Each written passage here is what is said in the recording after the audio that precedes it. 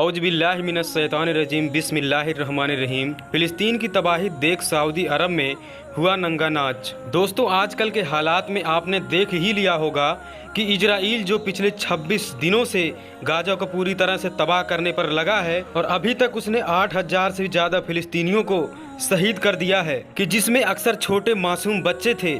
लेकिन दूसरी तरफ आप मुस्लिम मुल्कों की भी बेगैरियत देख सकते हैं कि वो मासूम फ़िलिस्तीनियों की मदद तो छोड़ो बल्कि उल्टा अपने यहाँ नाच गाने की महफिल सजा रहे हैं। बड़े अफसोस के साथ बताना पड़ रहा है कि एक तरफ तो फिलिस्तीनियों को 50-50 लाशें एक साथ कब्रों में दफन किया जा रहा है और दूसरी तरफ सऊदी अरब के मशहूर शहर रियाज में हर साल की तरह रियाज सीजन 2023 की शुरुआत हो चुकी है, कि जिसमें नाच गाना, फुटबॉल मैच और अलग अलग तरह के खेल से लोगों को एंटरटेनमेंट किया जाता है। दोस्तों, एक तरफ फिलिस्तीन के मासूम बच्चे एक एक बूंद पानी को तरस रहे हैं और दूसरी तरफ एक बेगैरत मुस्लिम मुल्क उनकी मदद तो छोड़ो बल्कि उल्टा अमेरिका से बात करके अपने मुल्क में ही इस चीज की पाबंदी लगा रहा है कि कोई भी फिलिस्तीन के हक में मेंबर से बात तक नहीं कर सकता है। और सोने पर सुहागा ये है कि अमेरिका को खुश करने के लिए यूरोप की एक मशहूर डांसर लड़की शकीरा को सऊदी अरब के इस रियाज सीजन 2023 में दावत दी जाती है और फिर स्टेज पर नाचती इस बेशरम लड़की को देखकर अरब के कुछ अय्याश परस्त मुसलमान उस पर पैसा लुटाते हैं और खुद उसके साथ नाचते हैं। हमारे हुजूर सल्लल्लाहु अलैहि वसल्लम ने 1400 साल पहले जिस सऊदी अरब के बारे में फरमाया था कि अखरजिल वल यहूदा वन नसारा मिन जजीरतिल अरब, की ऐ लोगों, सऊदी अरब की जमीनों से यहूदियों व नसारों से पाक रखना। आज उसी मुबारक जमीन पर नाचने वाली यहूदी औरतों को बुलाकर उनके लिए शराब की महफिलें सजाई जाती हैं। यहाँ यहूदियों के बड़े बड़े होटल चलते हैं। दुनिया भर का मशहूर फुटबॉलर रोनाल्डो अपनी गर्लफ्रेंड के साथ सऊदी अरब के एक होटल में आकर ठहरता है और किंग सलमान की तरफ से उसे पूरी परमिशन दी जाती है कि तुम यहाँ अपनी गर्लफ्रेंड के साथ जैसे चाहो वैसे अय्यासियाँ कर सकते हो।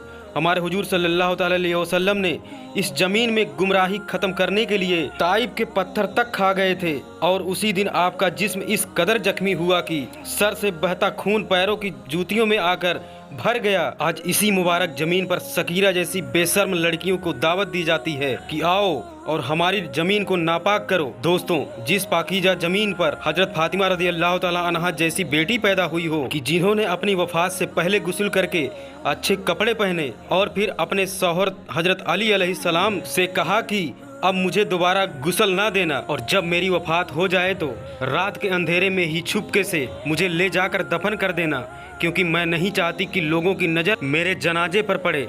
दोस्तों, एक तरफ उस जमीन पर पैदा हजरत फातिमा जैसे पाकीजा बेटी के पर्दे का आलम ये था और दूसरी तरफ आज उसी जमीन के रखवाले यूरोप की लड़कियों के साथ अय्यासी के अंडे गर्म कर रहे हैं। इस रियाज सीजन में शराबें पी जा रही हैं, मुस्लिम घरों की औरतें बेनकाब होकर स्टेजों पर नाच रही हैं। आखिर कब तक इस मुबारक जमीन पर ऐसी बेशर्मी की वाकयात होते रहेंगे? दोस्तों, सऊदी अरब के किंग मोहम्मद बिन सलमान पर एक सेकंड के लिए भी भरोसा नहीं किया जा सकता है कि वो बंदा अमेरिका का ऐसा गुलाम है कि अगर उस पर मुसलमानों का इतना दबाव ना हो तो शायद वो अमेरिका के कहने पर मक्का व मदीना को भी बेच खाए। लेकिन सलाम है सऊदी अरब में बसने वाले उन नेक दिल मुसलमानों को कि जिनमें आज भी सहाबे इकराम जैसे ईमान पाया जाता है। आज वो अपने मुस्लिम हुक्मरानों की मुनाफिकत देख खून के आंसू रोते हैं। लेकिन दोस्तों, सऊदी अरब के वो लोग जो अपने हुक्मरानों की तरह मुनाफिकत की जिंदगी गुजारते हैं, उनकी तो बात नहीं, लेकिन दूसरी तरफ वो नेक मुसलमान कि जिनके अंदर ईमान की जरा सा भी रकम बाकी है, वो हम दुनिया के मुसलमानों से 1000 गुना अफजल हैं। क्योंकि हुजूर सल्लल्लाहु अलैहि वसल्लम ने एक बार रोते हुए मदीने वालों के बीच खड़े होकर दुआ मांगी थी कि ऐ अल्लाह, मदीना के लोगों पर रहम फरमाना, उनके बच्चों पर रहम फरमाना और उनकी आने वाली नस्लों पर रहम फरमाना। हुजूर सल्लल्लाहु अलैहि वसल्लम ने फरमाया था कि जिसने भी मदीना वालों से मोहब्बत की उसने मुझसे मोहब्बत की और जिसने भी मदीना वालों से नफ़रत की उसने मुझसे नफ़रत की।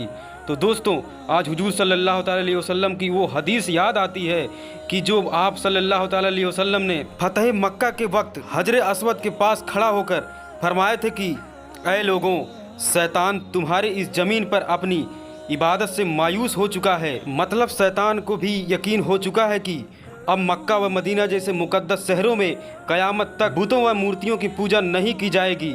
लेकिन शैतान इस बात से मायूस नहीं हुआ कि वो तुमको दूसरी गुनाहों में मुब्तला करके गुमराह कर देगा। और आज दोस्तों वही हो रहा है कि खुद को सच्चा पक्का मुसलमान कहने वाले सऊदी अरब के हुक्मरान खुद ही यूरोप की मशहूर डांसर के साथ स्टेज पर नाचते नजर आ रहे हैं। दोस्तों रियाज सीजन का प्रोग्राम जब पिछले साल भी रखा गया था तो दुनिया भर से उसके खिलाफ आम मुसलमानों ने आवाज उठाई कि सऊदी अरब जैसे पाकीजा जमीन पर ऐसी नंगी लड़कियों का नाच हम मुस्लिम बर्दाश्त नहीं कर सकते हैं। लेकिन उस वक्त भी इन हुक्मरानों पर कोई असर नहीं पड़ा और इस साल तो इन लोगों ने हद ही पार कर दी कि जिस वक्त फिलिस्तीन में इजराइल जुल्म पर जुल्म ढाता जा रहा था, छोटे छोटे बच्चे मिसाइलों से शहीद हो रहे थे, तो वहीं अरब के मुसलमान अपने यहाँ नंगा नाच की महफिलें सजा रहे थे। दोस्तों कुछ वक्त पहले बड़े बड़े उलमाए इकराम की तरफ से कही गई बातें शायद अपनी जगह बिल्कुल सच थी कि आज अरब के हुक्मरान मुनाफिक अब बन चुके हैं। वो मुसलमानों को कुछ और शक्ल में नजर आते हैं और पीठ पीछे दुश्मनों से